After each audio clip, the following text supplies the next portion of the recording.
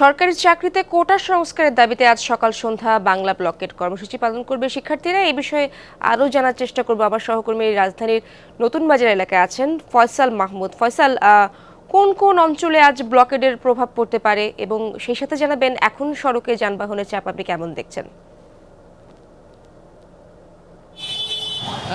ইশরাত, এখন পর্যন্ত দেখছেন যে রাজধানীর আমি এই মুহূর্তে আছি রাজধানীর গুরুত্বপূর্ণ সড়ক রামপুরা এয়ারপোর্ট যে সড়কটি রয়েছে সেখানে আপনি দেখছেন যে আসলে যান চলাচলের যে গতি সেটি কিন্তু বেশ স্বাভাবিকই বলা যায়, যেহেতু আপনি জানেন যে ছাত্র আন্দোলনের যে আজকে তারা যে কর্মসূচির ঘোষণা দিয়েছেন, অর্থাৎ সকাল সন্ধ্যা তাদের অবরোধ বাংলা ব্লকেটের যে ঘোষণাটি ছিল সেটি কিন্তু সকাল 10টা থেকে সন্ধ্যা 6টা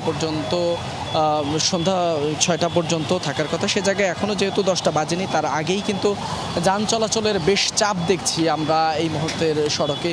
বলা যায় যে যারা হচ্ছে ব্লকেটের কারণে যে সকল মানুষজন আগে যাদের জরুরি কাজ রয়েছে বাইরে, তারা কিন্তু সকালেই অনেকে বের হয়েছেন সেই কাজ করার জন্য। বলা যায় যে এই মুহূর্তে যান চলাচলের বেশ চাপ রয়েছে। তবে আরেকটি বিষয় জানিয়ে রাখি, যেহেতু বাংলা ব্লকেটে গত এক সপ্তাহ ধরে রাজধানীতে বেশ অচল অবস্থা তৈরি হয়েছে, রাজধানীর মানুষ বিভিন্ন জায়গায় যানজটে বলা যায় যে নাকাল হয়ে আছেন। সে জায়গায় বলা যায় আজকে যেহেতু সকাল সন্ধ্যা, সেই ভোগান্তিটা আজকে আরও কয়েক গুণ বাড়বে। তো এই বিষয়ে বলা যায় যে যেহেতু আজকে সকাল সন্ধ্যা হরতাল, রাজধানীর গুরুত্বপূর্ণ বেশ কিছু পয়েন্টেই আজ শিক্ষার্থীরা অবরোধ করবেন। বলা যায় যে রাজধানী নগরবাসীকে বেশ কিছু এলাকা তাদের পরিহার করে চলা উচিত, যে সকল এলাকাগুলোতে আজ শিক্ষার্থীরা অবস্থান নেবেন। তো বলা যায় শাহবাগ কারওয়ান বাজার থেকে ইন্টারকন্টিনেন্টাল রোড হয়ে ফার্মগেট পর্যন্ত আপনি জানেন যে এই জায়গাটি কিন্তু শিক্ষার্থীদের বেশ তাদের আন্দোলনের বলা যায় যে মেইন জায়গাগুলোর মধ্যে অন্যতম।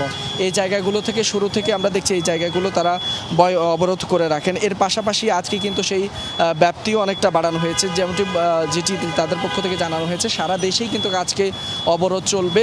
তো বলা যায় যে রাজধানীর শুধুমাত্র ফার্মগেট কারওয়ান বাজার নয়, আজ চানখার পুল থেকে শুরু করে বঙ্গবাজার, শিক্ষা চত্বর, মৎস্য ভবন, জিপিও, গুলিস্তান মোড়, জানেন যে খুবই ব্যস্ততম একটি জায়গা হচ্ছে রাজধানীর গুলিস্তান, সেই জায়গাটিতেও কিন্তু আজকে পুরোপুরি ব্লক থাকবে।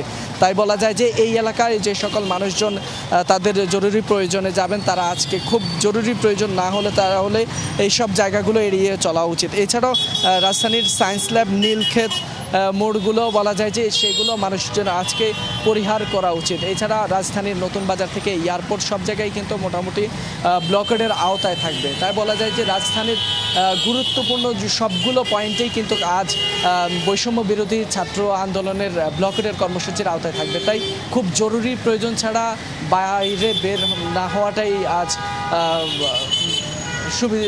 ভালো হয় সাধারণ মানুষের জন্য। ফয়সাল, ধন্যবাদ আপনাকে।